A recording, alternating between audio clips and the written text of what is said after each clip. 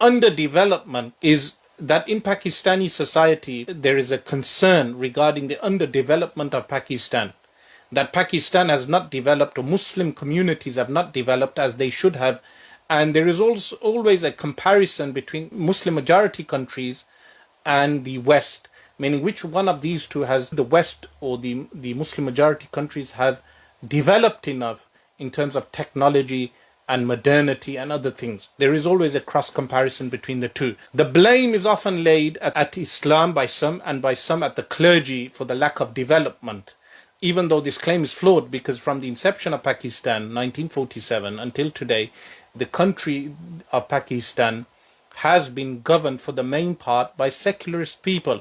Or if you say they are not secularist, you would say neoliberals. At times, they make alliances with the clerics, like the late Zulfiqar Ali Bhutto, General Zia. They make certain alliances with clerical movements, with Islamic movements, but as a whole, they are liberals. And the liberal elite that governed Pakistan from its inception is the same elite that has plundered Pakistan. The same group of people have plundered Pakistan. But there is a discussion regarding underdevelopment. An example of this is a famous book. This book, the name of the book, Islam, Authoritarianism and Underdevelopment, by Ahmed T. Kuru.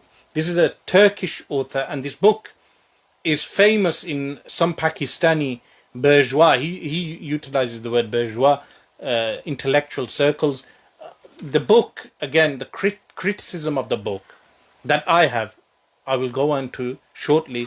But interestingly enough, he has a chart within the book that gives us a list of Muslim countries. So you have here those countries which are Muslim majority countries which are secular. Then you have Muslim majority countries that recognize Islam as the official religion. And then here you have a list of countries which have Sharia law in the constitution of the country. They have Sharia law.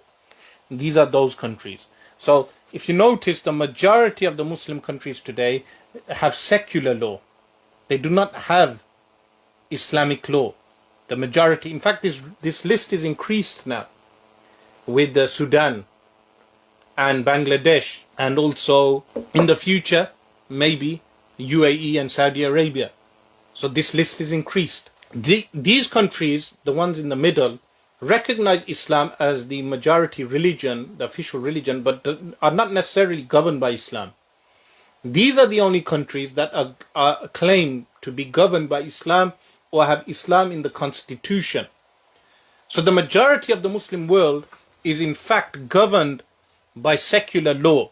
So to blame Islam post-colonial period, to blame Islam for the underdevelopment of the Muslim world is absurd, because the governments, the majority of the governments are secular. And even in the list that has Islamic governance, so-called Islamic governance, you can see the list.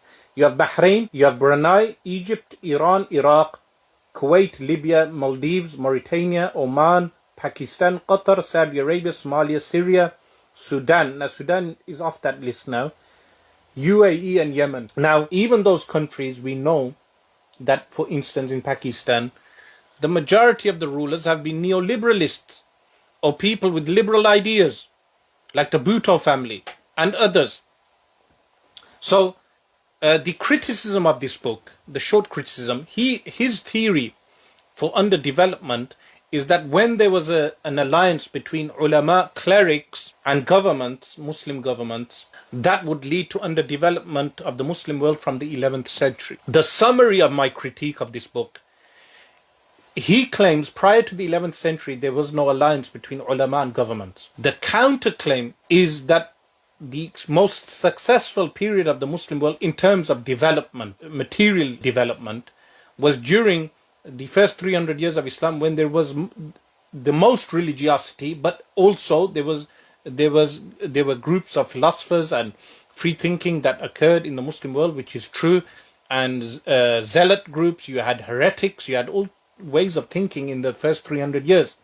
But the most successful period, there were alliances between scholars and some of the caliphs.